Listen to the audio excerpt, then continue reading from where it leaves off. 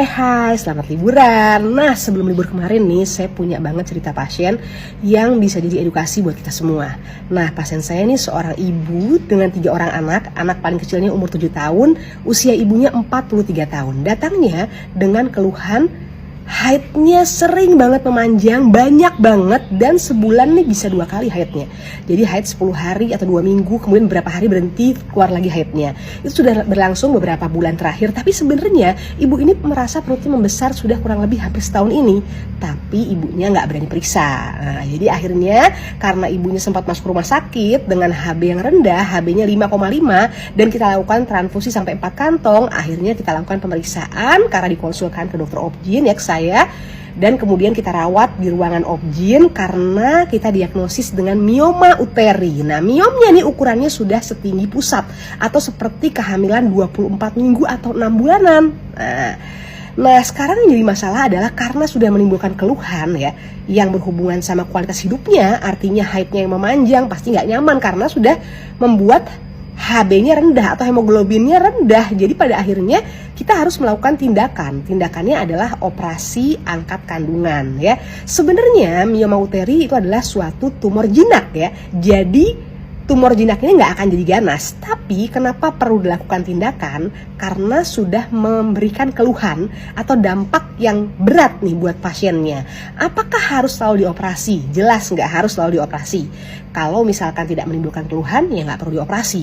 Atau kalau misalkan terjadi pada pasien-pasien yang belum punya keturunan ya, atau usianya belum menikah, ya kita lakukan hormonal. Tapi yang jadi masalah adalah ibu ini sudah punya 3 anak, membesar sampai setinggi pusat, dan gak cuma besar miomnya, tapi juga menimbulkan keluhan hingga anemia.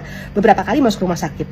Jadi kita melakukan tindakannya adalah histerektomi atau angkat kandungan. Nah, yang jadi masalah adalah ibu ini khawatir, cemas. Dia bilang sama saya, "Dok, saya nggak mau operasi angkat kandungan karena saya takut menopause.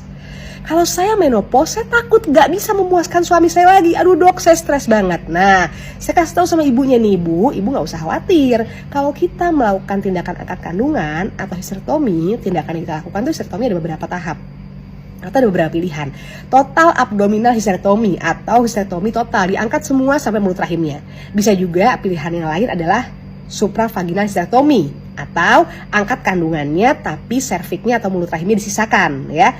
Artinya sebelum itu biasanya kita lakukan dulu pap smear atau IVA test. Kalau aman, nggak ada tanda-tanda lesi prakanker, bisa kita lakukan supravaginal histerektomi itu. Jadi cuma diangkat rahimnya doang, serviknya disisakan. Bisa jadi itu bisa jadi salah satu untuk membuat pasien ketika berhubungan sama suami juga lebih nyaman karena masih ada serviknya. Tapi yang jadi masalah adalah ibunya ini ketakutan takut menopause. Saya bilang ibu nggak usah takut menopause karena yang saya angkat atau yang kita rencanakan angkat hanya kandungannya atau rahimnya. Indung telurnya kita sisakan, di mana produksi estrogen itu adanya di indung telur.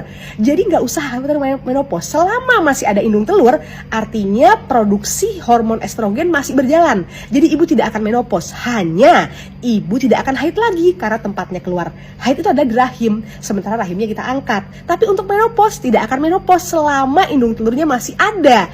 Nah, kalau seandainya pada kasus lain, misalkan ibu ini ada miom dan ada kista juga di ovarium, kita harus angkat indung telur 1 dan kita angkat rahimnya. Apakah masih bisa tidak menopause? Bisa. Selama masih ada indung telur, walaupun hanya 1 indung telur yang disisakan, ibu itu tidak akan merasakan menopause dini ya.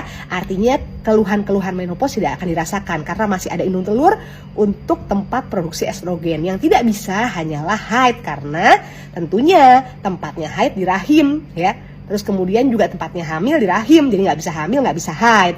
Tapi di luar itu ibunya tidak usah merasakan gejala-gejala menopause dini atau menopause. Jadi kalau misalkan pasien-pasien yang dibilang sama dokternya miom dan harus dilakukan operasi karena suatu kondisi keluhan yang berdampak buat pasiennya, misalkan kayak anemia karena jumlah darahnya terlalu banyak ya, atau membesar sehingga kesakitan ya, nggak usah takut. Jadi selama indung telurnya masih disisakan, tidak akan merasakan menopause dini. Oke, semoga membantu dan mencerahkan. Dan akhirnya, alhamdulillah ibu ini mau kita lakukan operasi angkat kandungan. Dan mudah-mudahan sehat, selamat. Kita rencanakan operasinya elektif berencana setelah lebaran ini. Oke, dadah dokter Mita, I love you all.